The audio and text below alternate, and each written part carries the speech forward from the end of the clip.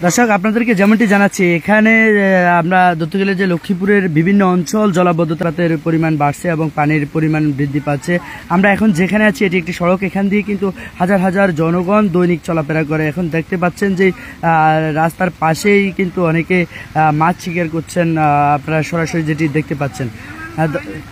যেই পরিস্থিতি যে এখান দিয়ে চলাফেরা করতে এখন যে বন্যা পরিস্থিতি দিন সময় যতই গনিয়ে যাচ্ছে, আপনাদেরকে যেটি জানাচ্ছি যে লক্ষ্মীপুরে বন্যা পরিস্থিতি অবনতি হতে যাচ্ছে।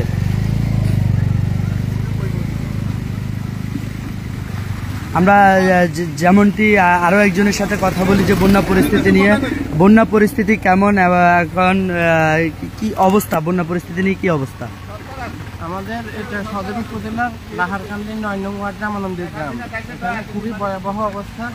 এখানে দেখেন এই যে আশেপাশে খালপাড়ে যে বসত বাড়িগুলো আছে এগুলো প্রায় অর্ধেক এখন পানির নিচে। এরা খুব কঠিন পরিস্থিতির মোকাবিলা করতেছে।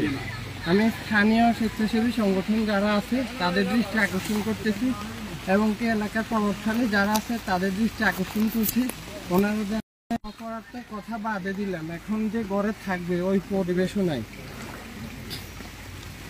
দেখাচ্ছি যে বন্যা পরিস্থিতি নিয়ে যে লক্ষ্মীপুরের বিভিন্ন অঞ্চল কিন্তু ইতিমধ্যে জলাবদ্ধতার সৃষ্টি হয়েছে এবং সময় যতই গনিয়ে যাচ্ছে মেঘনার যে লক্ষ্মীপুর অঞ্চলটি হলো মেঘনার তীরবর্তী অঞ্চল, যার পরিস্থিতিতে মেঘনার তীরবর্তী অঞ্চল হওয়ার কারণে যার পরিস্থিতিতে আপনাদেরকে যেমনটি বলতেছি যে অনেকগুলো গ্রাম প্রায় পানির নিচে পানিবন্দী অবস্থায় আছেন। আপনাদেরকে যদি জুম দিয়ে কয়েকটি বাড়ি দেখাচ্ছি, বর্তমানে সেগুলো পানি বন্দী অবস্থা থাকার কারণে ঘর থেকে বের হতে পারছে না। আর অন্যদিকে হলো যেই সময় আপনাদেরকে বারবারে যেটি বলছি, সময় যত গনিয়ে আসছে লক্ষ্মীপুরের বন্যা পরিস্থিতি অবনতি হচ্ছে। এখানে মানুষ কিন্তু আপনাদেরকে সময় যত গনিয়ে যাচ্ছে যে লক্ষ্মীপুরের বিভিন্ন অঞ্চলের বন্যা পরিস্থিতি নিয়ে অবগত করব, আমাদের সাথে থাকবে।